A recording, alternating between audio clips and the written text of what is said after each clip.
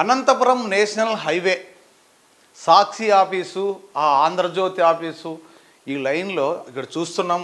ఆవులు అసలు పట్టపగులే అక్కడ ఆవులు నడి రోడ్డు పైన వస్తుంటే లారీలు వెహికల్స్ స్పీడ్గా వచ్చేసి గుద్దేసి వెళ్తే అవి నిజంగా ప్రాణం పోలేక అవి అక్కడ ఏం చూడండి, ఇక్కడ వచ్చి వేరే వాళ్ళు నీళ్ళు దాపిన కొన్ని క్షణాలకే ఈ ఆవు కూడా చనిపోయింది. మళ్ళీ దీన్ని పట్టుకొని పక్కకి వేసేసి ఆల్రెడీ ఒక ఆవు చనిపోయింది.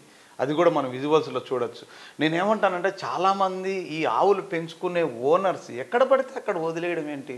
అందులో నేషనల్ హైవేలో ఎంత ప్రమాదకరం. చాలామంది యాక్సిడెంట్ అయ్యి చనిపోయిన వాళ్ళు ఉన్నారు.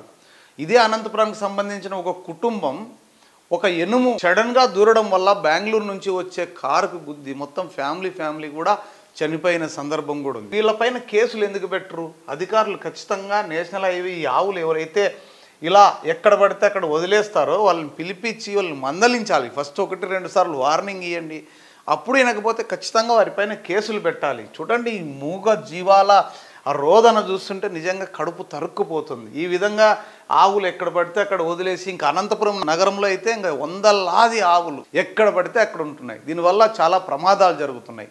కనీసం ఇప్పటికైనా దీనిపైన సంబంధిత అధికారులు ఎవరైనా చర్యలు తీసుకోవాలి. ఇలాగ నేషనల్ హైవే పైన ఎటువంటి పరిస్థితుల్లో రాకుండా అక్కడికి కూడా అక్కడక్కడ బార్కేడ్లు లాంటివన్నీ పెట్టారు. అయినప్పటికీ కూడా కొన్ని చోట్ల తొలగించారు.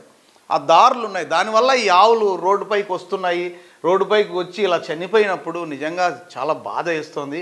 ఇప్పటికైనా ఈ ఆవులు సంరక్షించే ఓనర్స్ ఎవరైతే ఉన్నారో వారు కావచ్చు, అధికారులు కావచ్చు, గట్టిగా చర్యలు తీసుకోవాలని AP 39 టీవీ కోరుకుంటోంది.